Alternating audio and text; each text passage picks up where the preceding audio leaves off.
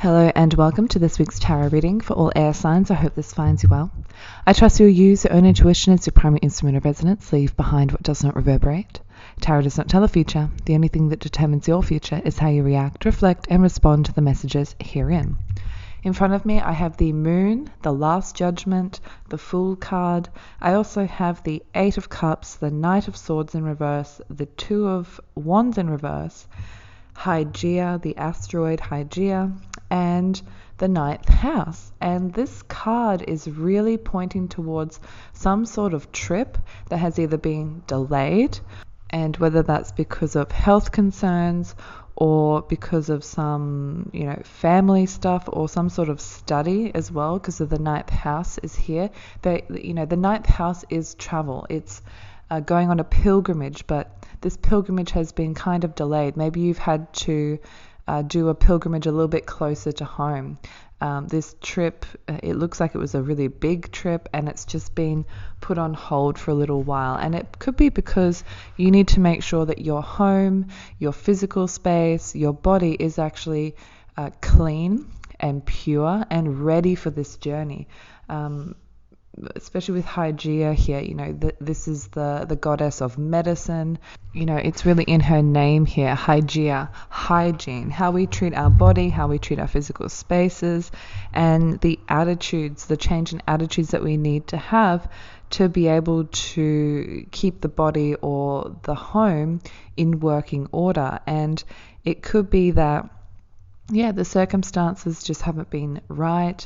Your mental space, your physical space, your emotional space have just not been, purified, and you've been kind of kept at home. And the Last Judgment here is that renewing. There is a renewal that's coming, and the moon, of course, the moon always goes through a renewal every month, the cleansing every month. And there's just a little bit of a delay, and maybe you thought that you were ready with the Knight of Swords here in the reverse position. You're really quick, like mentally you're just like, yep, let's go, let's do this. I'm ready, it's time. And then the rest of you, your body, your physical body or your emotional body has just been like, no, we're not ready. Like, we need to stay behind a little bit more and like clear some stuff out so that we can actually take on board the message, the lessons, and do this pilgrimage properly. Maybe there's been a diet that you needed to do, a specific diet, or a specific, read a specific scripture, or research, or there's some education there that just needs to be finished before you can actually physically go there. There's just been this delay here, so don't worry about the delay.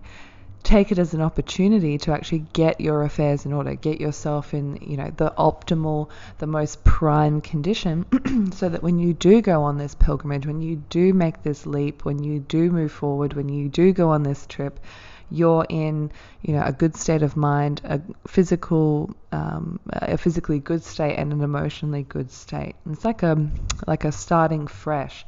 You have the Last Judgment here, which is a renewing. Like I said, the moon is a renewing, and the Fool is starting again.